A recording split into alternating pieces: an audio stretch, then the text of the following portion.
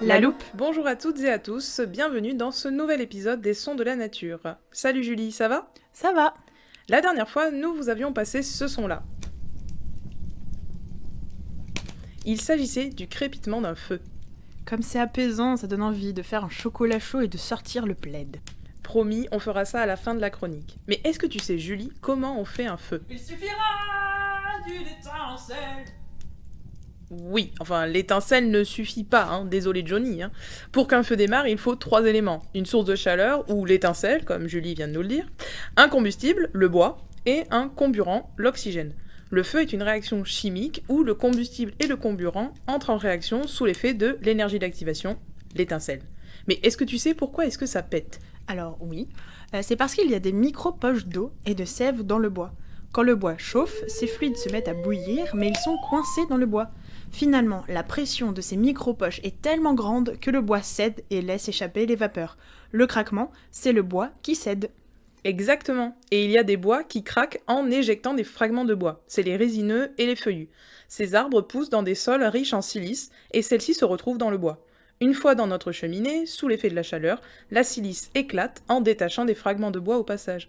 C'est pour ça qu'il faut mettre des grilles devant les flambées. Petit moment prévention. Ah, les flambées. C'est quand même incroyable de se dire que quelques bûches et une étincelle peuvent avoir un effet aussi déstressant. Mais tu sais que des études sont menées par un anthropologue de l'université d'Alabama, Christopher Danlin. Il explique que cette vision apaisante du feu nous vient des premiers hommes. Le feu était un lieu de rassemblement où se développaient les interactions sociales. Mais c'est aussi parce que ça représente la sécurité, le cocon, le pouvoir. C'est toutes ces sensations des hommes de l'âge de pierre qui sont ancrées en nous et nous reviennent quand on se retrouve devant un feu de camp.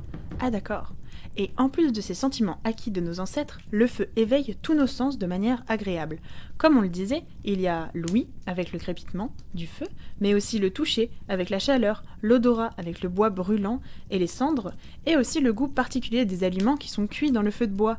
Mais enfin, la vue avec la danse colorée des flammes. En parlant de couleurs, vous avez sûrement déjà remarqué que le feu peut avoir différentes couleurs. Une des raisons est la température. En effet, une flamme très chaude aura une couleur mauve ou bleue, alors qu'une flamme ayant une température plus basse aura une couleur rouge ou jaune. Mais ce n'est pas le seul élément qui influe sur la couleur de la flamme. La composition des combustibles fait varier la couleur. Ainsi, un combustible riche en sodium donnera une couleur jaune à la flamme, tandis qu'un combustible riche en potassium aura plutôt une flamme violette. Brûler un combustible contenant une grande quantité de cuivre donnera une flamme verte, et les combustibles contenant une grande quantité de strontium donneront une flamme rouge vif. Voilà pourquoi le feu est aussi fascinant. Et c'est bon pour notre santé de se mettre devant un feu de cheminée. Le docteur Lynn, l'anthropologue de l'université d'Alabama, a voulu tester les effets du feu de cheminée sur la tension.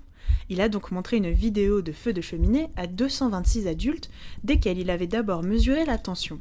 En mesurant leur tension après le visionnage et en refaisant l'expérience à différents moments de la journée, il constate que la vue d'un feu de cheminée permet de diminuer la tension artérielle. Ah bah ça devrait être prescrit par les médecins. Un bon feu avec des amis, prenez le temps d'écouter le feu et détendez-vous. Nous, on vous donne rendez-vous dans une semaine pour un nouvel épisode. N'hésitez pas à nous suivre sur Facebook, Instagram et Twitter pour ne rien rater. On vous laisse découvrir le sujet de la semaine prochaine avec ce son. Bye!